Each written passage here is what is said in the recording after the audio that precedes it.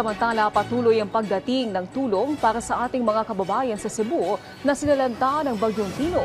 Kaugnay niya, tinututukan ngayon ng lokal na pamahalaan ng Talisay City ang pag-relocate sa mga residenteng nawalan ng tirahan malapit sa no-build zones. Si Jessie Atienza ng PTV Cebu sa sentro ng balita.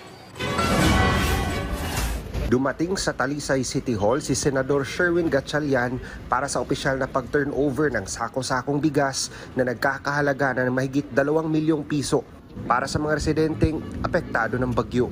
Iniabot din niya ang financial assistance mula sa LGU ng Valenzuela City na nagkakahalaga ng 2 milyong piso na paghahatian ng mga lungsod ng Talisay, Cebu, Mandaue at Lapu-Lapu. Tinignan din ng senador ang Mananga River at binisita ang mga residenteng nawala ng tirahan. Aniya, kailangang may maging resulta na ang mga ginagawang hearing patungkol sa mga anomalous flood control projects. Well, para sa akin, di ako natutuwa kung puro hearing lang. So talagang importante na may mapanagot at may makulong. Isa yan sa mga hinanakit ng ating mga kababayan. Isa yan sa mga galit ng ating kababayan dahil laking ginagastos ng flood control pero nakikita natin na walang epekto to. Hindi lang dito sa Cebu, sa Talisay, kundi sa ibang lugar pa. Tiniyak din ng senador na may mga hakbang na rin ng Senado upang mabantayan ang pondo ng taong bayan at maiwasan ang mga questionableng budget insertions.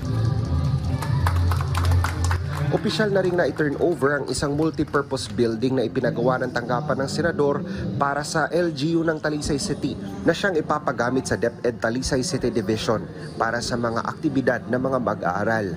Ayon sa alkalde, kasabay ng clearing at rehabilitation efforts ng LGU, nagpapatuloy na ang pakikipag-ugnayan nila para sa relokasyon ng mga residenteng nawala ng tirahan malapit sa mga permanent no-build zone.